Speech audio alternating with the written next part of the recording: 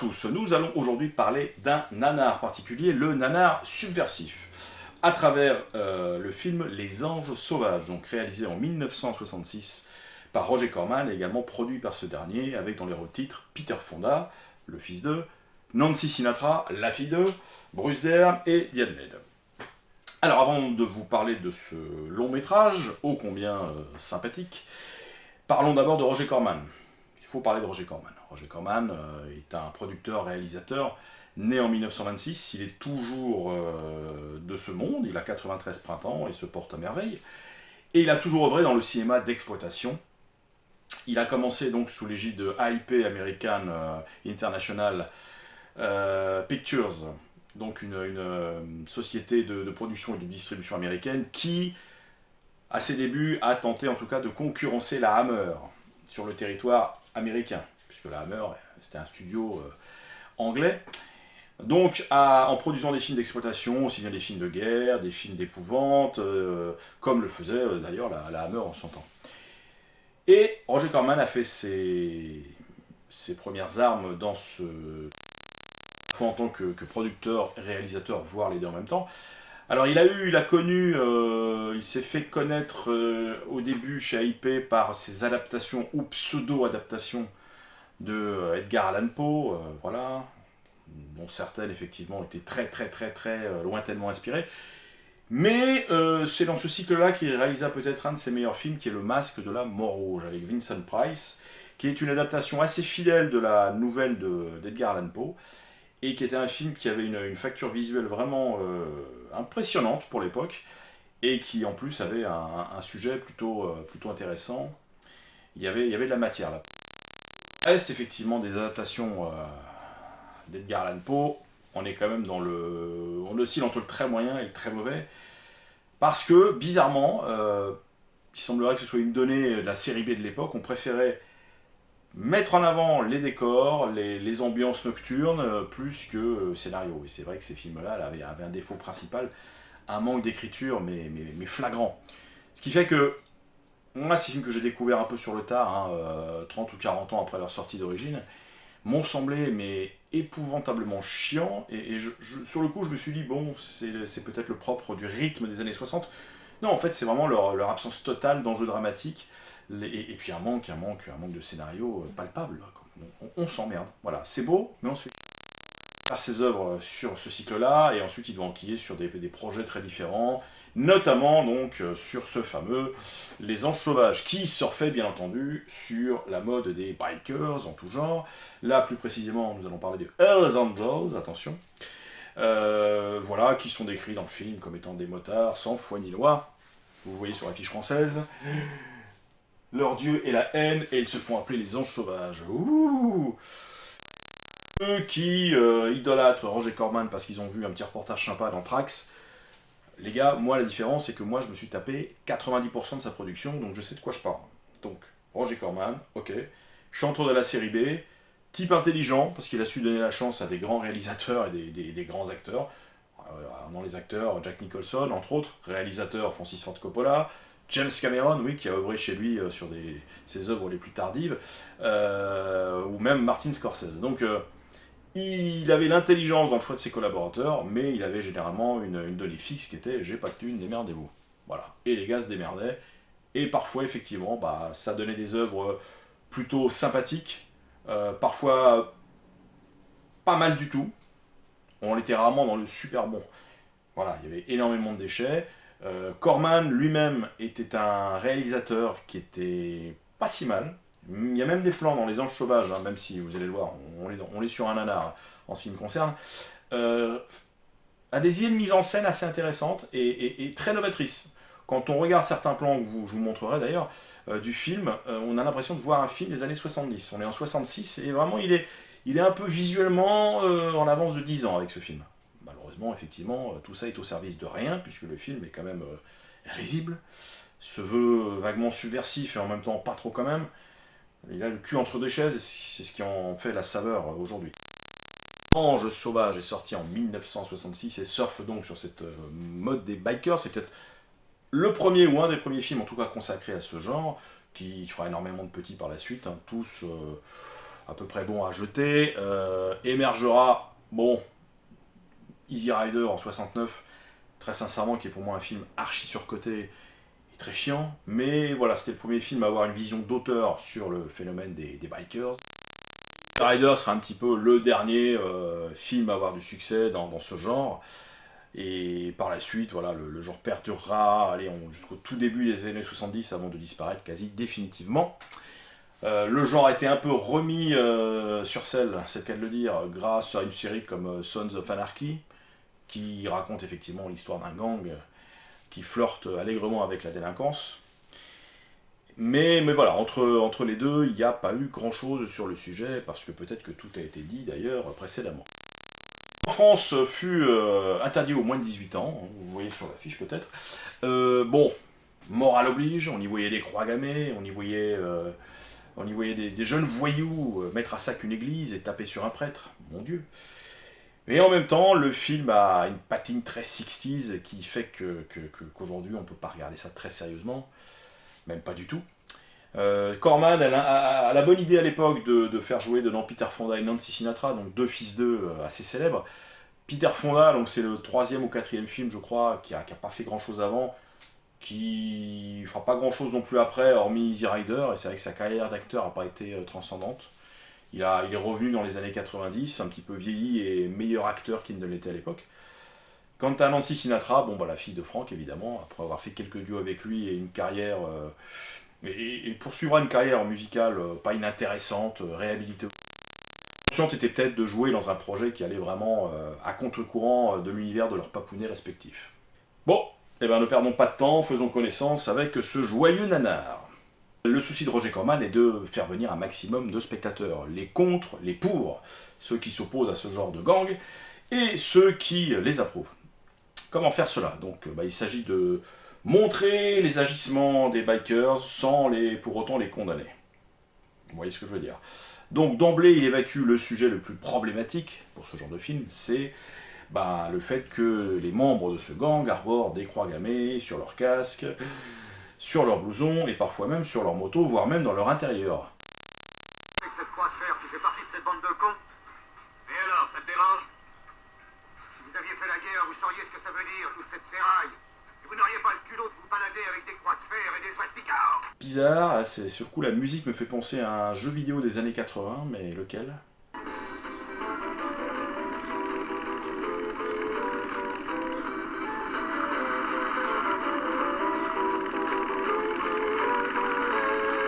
Voilà la scène la plus violente du film, une baston dans un garage avec des Mexicains.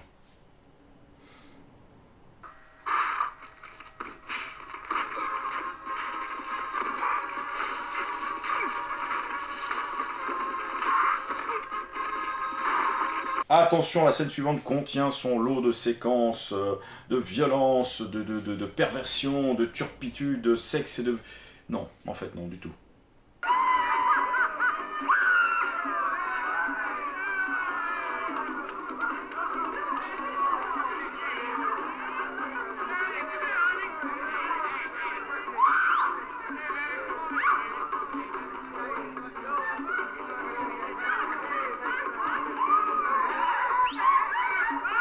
Et en plus, il s'amuse d'un rien. Regarde à la fin! Vite, attrapons-le!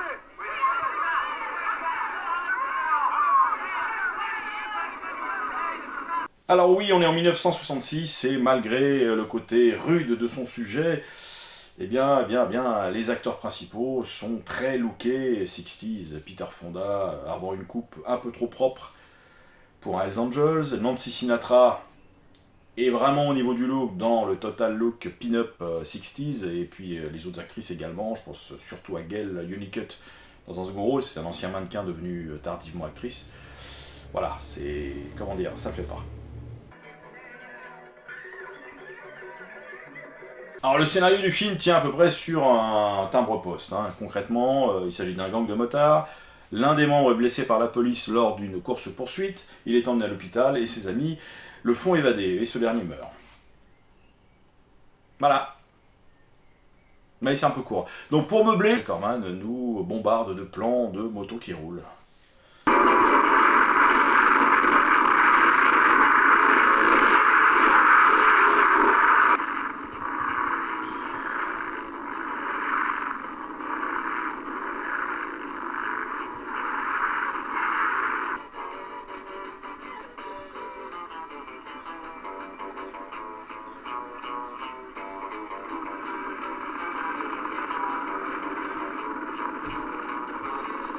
Bon, après avoir dénoncé le port de croix gammée au début du film, eh ben Roger Corman maintenant dénonce la drogue dure. On voit les gens fumer des joints, mais on ne touche pas à la drogue dure. Donne-moi cette saleté. Arrête à moi, je l'ai payé, arrête à moi. Les années 60, c'était peut-être super, mais alors, putain, les gens dansaient quand même assez bizarre. Alors, le revue pas danse, ça me donne la migraine. Alors là, voilà, l'esprit roublard de Corman est bien là, puisque lorsqu'il filme une partie de billard où les billes ne rentrent pas dans les trous, il s'arrange pour nous faire croire que les billes sont bien rentrées dans les trous.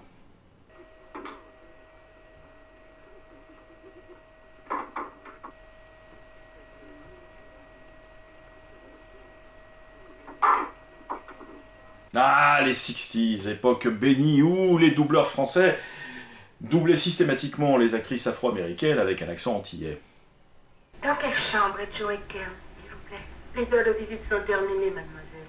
Oui, je sais, mais de toute façon, il ne peut recevoir aucune visite en ce moment. Enfin, nous allons voir à quoi ressemble l'intimité d'un Hells Angel, puisque nous allons rentrer dans la chambre de l'un d'entre eux. C'est cosy. Voilà, posez-le là-dessus. Ah, les années 60, époque bénie où les femmes ne savaient pas courir.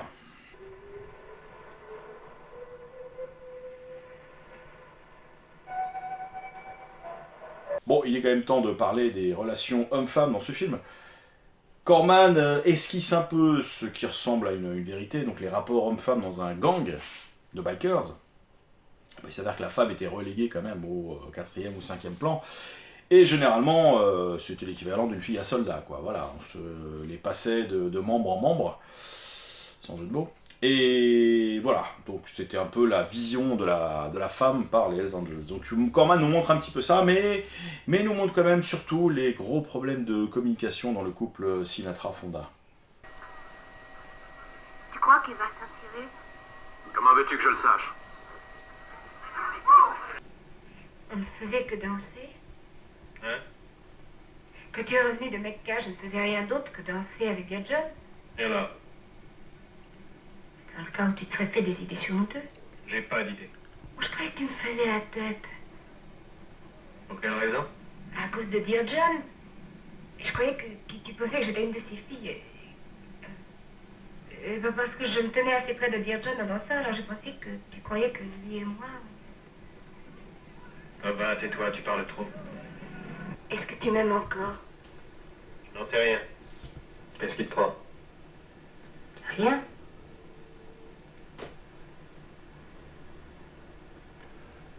À quoi tu penses? À rien, je te l'ai dit. Tu penses que je devrais aller là-bas? Je pense rien. Oui, Fonda a des problèmes existentiels, mais on n'a pas encore compris lesquels, et on ne les comprendra d'ailleurs jamais. Bon, c'est le moment où on enterre Bruce Dern, tout en sobriété évidemment.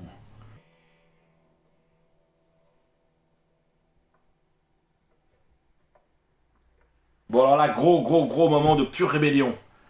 Peter Fonda s'engage dans une joute rhétorique avec le prêtre chargé de dire la messe pour son défunt ami.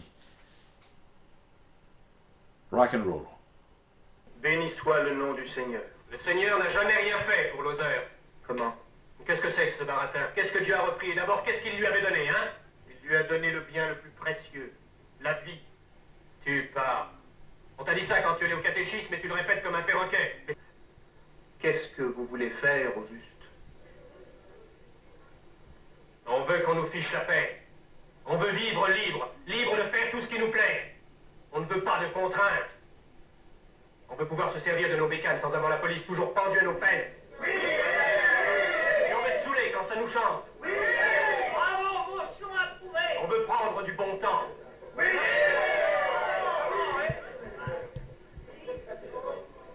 Et c'est ce qu'on va faire, tu entends? Oui, c'est Il y a un gros moment de subversion puisqu'on tape même les prêtres. mon fils. Donc là, je ne suis pas ton fils. Et alors là, je pensais, j'étais déjà outré. Mais alors je ne pensais pas que ça pouvait aller encore plus loin. Mais si! L'église devient carrément le lieu d'une sorte d'orgie.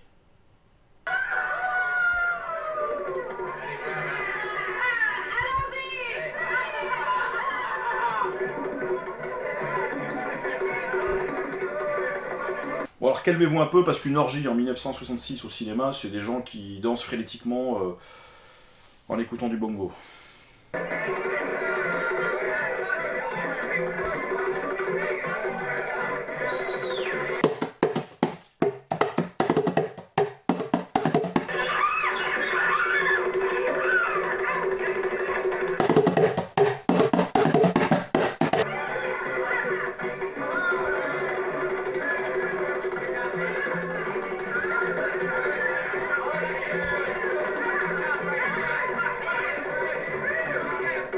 Et c'est vrai que ça danse beaucoup.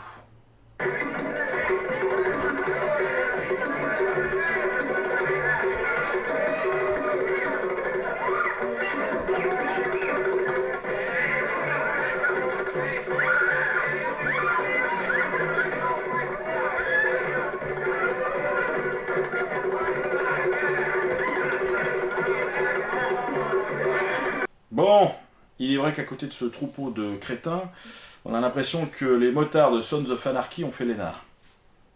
Très très bas de plafond tout ça. Bon, après 1h25 de grand n'importe quoi, de ville intersidérale, de plans de moto qui roulent et de plans où Nancy Sinatra et Peter Fonda ne communiquent pas, le film se clôture sur une énigme, les problèmes existentiels de Peter Fonda, donc, dont son personnage s'appelle d'ailleurs Blues. Oh là là, la symbolique est forte.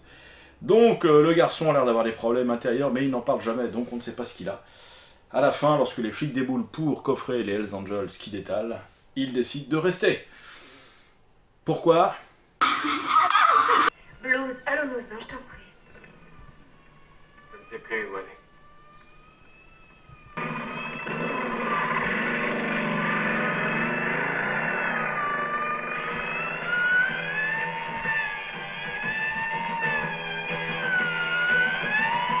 C'est fait. Nous avons parlé des Anges Sauvages, donc, qui sera suivi très rapidement d'une quasi-séquelle qui s'appelait Hells Angels, donc les Anges de l'Enfer cette fois, avec dans le rôle principal John Cassavetes quand même, rien de moins. John Cassavetes qui cachetonnait allègrement dans des productions hollywoodiennes pour pouvoir financer ses projets plus personnels en tant que réalisateur. Il jouera la même année dans les 12 salopards, et voilà, ça n'a jamais posé de problème pour lui. Donc il jouera le chef de gang dans cette sorte de suite, réalisée non pas par Roger Corman mais par Daniel Haller, un autre poulain de l'écurie IP. Et s'en suivront effectivement quelques films vraiment tous plus oubliables les uns que les autres. C'est un nanar qui foncièrement pêche parce qu'il n'ose pas aller au fond des choses. Il veut faire venir tout le monde, quoi, ceux qui n'aiment pas les Hells Angels et ceux qui les aiment. C'est un peu compliqué, donc du coup le film est un peu boiteux. Il est chiant à mourir par moments, c'est vrai que voilà, des plans de moto qui roulent, c'est pratiquement 50% du film. Le film ne raconte rien et Peter Fonda essaye de défendre désespérément un personnage qui a des soucis mais dont on se fout éperdument. Écoutez, voilà, celui-ci c'est fait, je vous dis à très bientôt. Alors ma petite vidéo pour célébrer mes 100 premiers abonnés, parce qu'on est déjà à 128 au moment où je vous parle, donc il va falloir que je me dépêche un peu, de toute façon je veux faire la deuxième quand j'en aurai 500, j'ai un peu de marge. On va vous faire, elle est en cours de préparation, c'est un petit peu long, je veux faire quelque chose de bien, mais vous l'aurez bientôt. Voilà, bon merci encore de me suivre, n'hésitez pas à vous abonner. Je vous dis à très bientôt pour certainement un nanar, et puis continuez à aller au cinéma, ciao ciao. On veut prendre du bon temps, du bon temps, du bon temps, du bon temps, du bon temps.